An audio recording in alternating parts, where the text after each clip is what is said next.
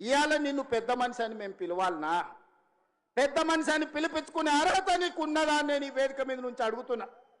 నేను అడుగుతున్నా, ఇవాళ పెద్ద మనిషిని ప్రజాపాలన ఎందుకు పోవాలి, పాపాల భైరవుడు అధికారులు ఎందుకు రావాలో నువ్వు జవాబు చెప్పాలి. నీ పదవి కోసం, నీ అధికారం కోసం, నీ ఆకాంక్ష కోసం ఆనాడు 1983 చరిత్ర వెనక్కి వెళ్ళి ఆయన పుట్టు పూర్వతరాలు పుట్టు మచ్చలు ఇవ్వాలి. ఈ వేదిక మీద నుంచి నేను చెప్పదలుచుకున్నా.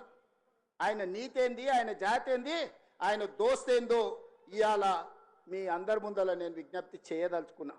మిత్రులారా, 1983లో తుమ్మల నాగేశ్వరరావు గారు సజీవ సాక్షి.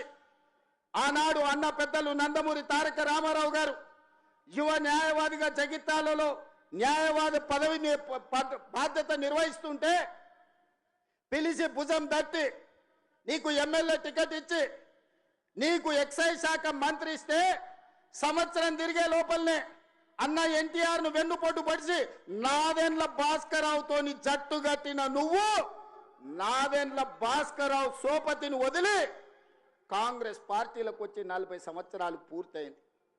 నేను అడుగుతున్నా పెద్ద మనిషిని, ఈ 40 ఏళ్ళు జగిత్యాల నియోజకవర్గమే కాదు కరీంనగర్ జిల్లాలో ప్రతి కాంగ్రెస్ పార్టీ కార్యకర్త 14 ఎన్నికల్లో 11 సార్లు ఎమ్మెల్యే, 3 సార్లు ఎంపీ, 1 సారి ఎమ్మెల్సీ, 14-15 సార్లు బీభావిస్తే దుఃఖాన్ని దిగముంగుకొని ఎన్టీఆర్ను వెన్నుపోటు పడిచిన నిన్ను, నాదెండ్ల భాస్కరరావు అనుచరుడైన నిన్ను ఎమ్మెల్యేగా, ఎంపీగా, ఎమ్మెల్సీగా ఏ ఎన్నికల్లో పోటీ చేసినా వేలాది మంది కాంగ్రెస్ పార్టీ కార్యకర్తలు నిన్ను భుజాల మీద మోసిన మాట నిజం కాదా?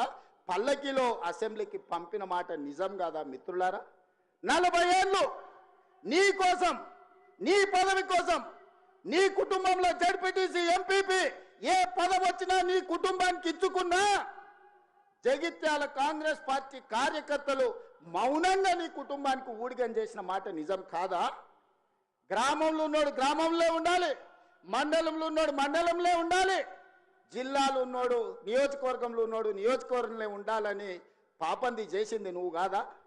మొన్న నేను జగిత్యాల కార్యకర్తలను కలిస్తే ఒక్కొక్కరు తమ కష్టాలను మనసు విప్పి మాట్లాడుతుంటే నాకు ఆశ్చర్యపోయినా. గాంధీ భవన్ చూసి ఒక నాయకుడు చాలా సంవత్సరాల తర్వాత మెట్రోలో పోతుంటే గాంధీ భవన్ కనిపిస్తే ఆనందంతో కన్నీళ్లు గారిని ఆనంద బాష్పాలు గార్చిన మెట్రోలో నన్ను ఇట్లా గాంధీ భవన్ చూసిన మా నాయకుడు ఎన్నో నన్ను గాంధీ భవన్ కు సవాల్, ఇదేనా సవాల్, ఇదేనా సవాల్ కాంగ్రెస్ పార్టీ కార్యకర్తల తరఫున చూసుకుందాం. కేసీఆర్ నువ్వు నేను వచ్చే ఎన్నికల్లో నువ్వు నేనా ప్రజా పాలన పాపాల భైరవుడా మా కాంగ్రెస్ పార్టీ కార్యకర్తల లక్షలాది మంది 10 ఏళ్ళు కేసులు కట్టుకొని జైలుకు పోయి ప్రాణాలు వదిలి ఊపిరి బిగబట్టి జెండా మోసి అధికారంలోకి వస్తే పాపాల భైరవుడు రావాలి, ప్రజా పాలన పోవాలి అని మాట్లాడడానికి నీకు సిగ్గెట్లొచ్చిందని నేను అడుగుతున్నా మనిషిని. అందుకే మిత్రులారా,